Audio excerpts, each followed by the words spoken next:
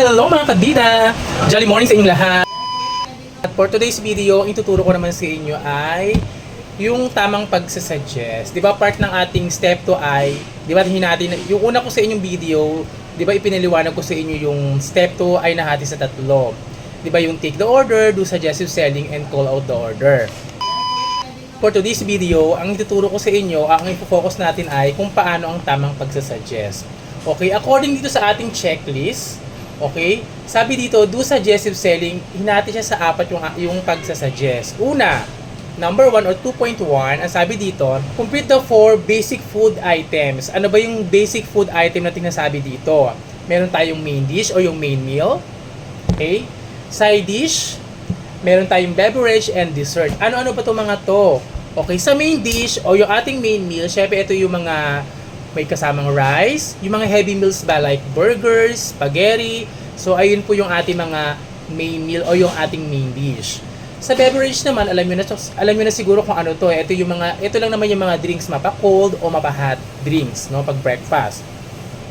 And then doon naman sa side dish naman, so alam na natin to yung fries, pwede rin yung pies, ano pa ba? Soup, yan, mga side dish yan. And then yung extra naman, kasama dito yung extra rice, extra gravy, ano pa ba? Yung mga yon, extra. Basta lahat ng klaseng extra na meron siyang bayad. Ayun yung mga kasama dun sa extra meal. And then, syempre sa dessert naman, alam na natin kung ano yung mga dessert. Pwede siyang sundaes or pwede rin sweet pies, no? Pwede rin siyang desserts. Sabi dun sa unang guide, kumpletuhin daw natin yung 4 basic food item o yung tinatawag nating meal square na binanggit ko sa inyo kanina. So, dapat kumpleto siya. Usually, yung ating mga value meals, hindi siya kumpleto. For example, ano ba yung C1?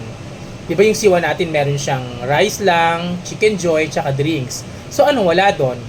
Wala siyang dessert, wala siyang extras, ano pa? Wala siyang sides, no? So, ibig sabihin lang, kung ano doon yung wala doon, ay kailangan natin siyang kompletohin. So, since wala siyang sides, wala siyang extra, at wala siyang dessert, kailangan natin i-suggest yung tatlong yon. Okay? Aside from dun sa SS natin ng upgrade. Kasi diba usually, kapag nagtanong tayo ng drinks, example, meron tayong pina-SS o suggest tayo pineapple juice, automatic large, diba? O kaya float. Automatic yun meron siyang add-on or additional payment. Okay? So, hindi yung part ng SS. Although sinuggest natin na ma-upsize yung kanyang drinks, pero sabi nyo sa guide is complete the meal square. So, naiintindihan nyo. So, dapat kumpleto siya. Kung halimbawa ang order niya ay C1 lang, so 1 piece chicken joy, drinks, tsaka rice lang yun, magsasuggest tayo ng upsize, and then, aside from that, kailangan natin magsuggest ng sides. Ano ba yung pwedeng sides niyan? French fries, pwede siyang pie, pag dessert naman, pwede siyang sundaes or pie, sweet pies.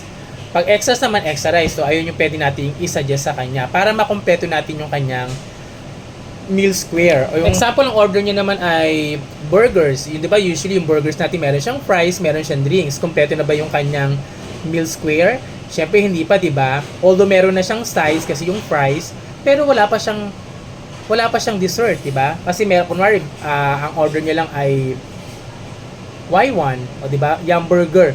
Y1. So, magsasuggest ka ng matik yun, di ba? Yung drinks niya dapat pwede mo siyang i-upsize o pwede nating i-promote yung ating new product na mocha, yung mga tipong ganon. And then after nun, isasuggest naman natin yung sa fries. Kunwari, fries niya, di ba? Regular fries lang yung pwede tayo mag-suggest ng malaki na po ba yung fries? Jumbo fries na siya, yung ganon, di ba? Mas tataas pa yung benta natin. Okay?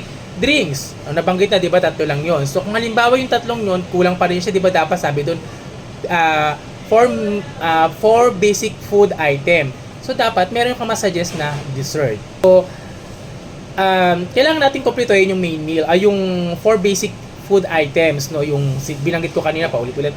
Main meal, okay?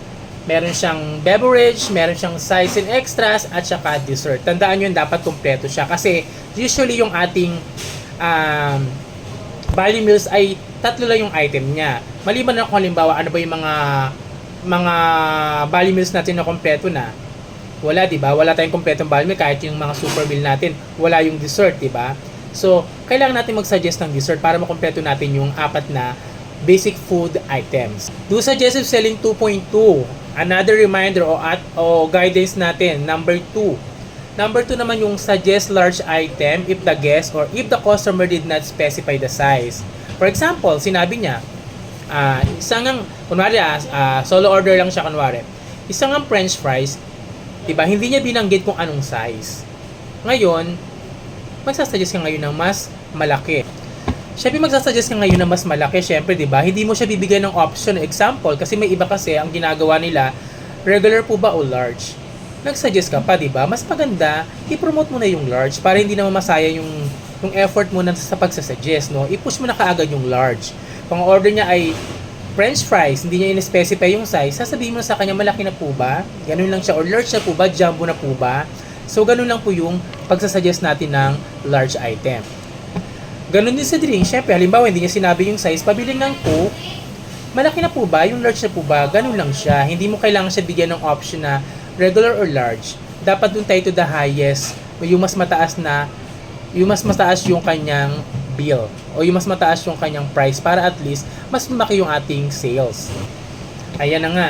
Guidelines number 3, no? Suggest new product and promotional marketing activities. So may mga product tayo o mga new product, diba, na pinopromote system-wide. Example, yung recently lang, diba, meron tayong nuggets, tsaka yung ngayon lang yung drinks naman ay mocha. So ayun ay marketing initiative, so system-wide siya, so kailangan natin siyang supportahan, kailangan natin siyang i-suggest para at least makasupport tayo dun sa mga nilalaunch na new product ni Jollibee. And number 4, guidelines sa pagsasuggest, do not repeat suggestion if the customer already refuse. So ibig sabihin lang, halimbawa nag-suggest ka na ng new product at hindi na siya, so iba naman isasuggest mo ngayon, kunwari large item or additional item. For example, di ba, kailangan mo i-complete yung meal square, hanggang 2 SS ka lang. Kapag ang customer ay humihindi na, ibig sabihin lang nun, baka yun lang talaga yung gusto niyang bilhin, o kaya yun lang yung kaya ng budget niya. Hindi mo na kailangan mag-force selling or mag-suggest pa, no? Stop ka na doon. Hintayin mo na lang siya kung ano yung sasabihin niya, kung meron pa siyang i-add. Ganon.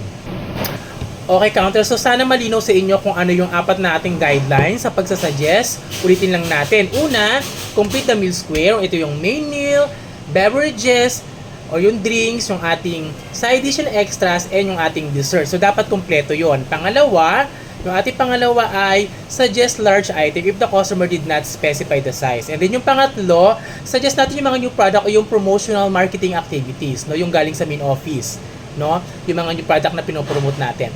And then yung pinaka-last, dapat do not repeat suggestion if the customer already refuse. Ayaw niya nang mag-order, ayaw niya nang magdagdag.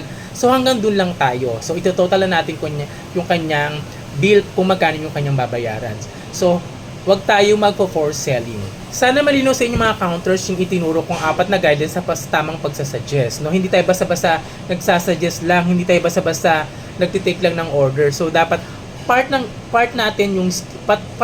skills na dapat natin ma-develop yung tamang pagsasuggest. Syempre, yun nga yung binanggit ko, dapat alam mo yung mga guidelines sa pagsasuggest. Yun lang, counters. Kung meron kayong mga katanungan, huwag kayong mag-atubiling lumapit sa akin. Yun lang. Bye!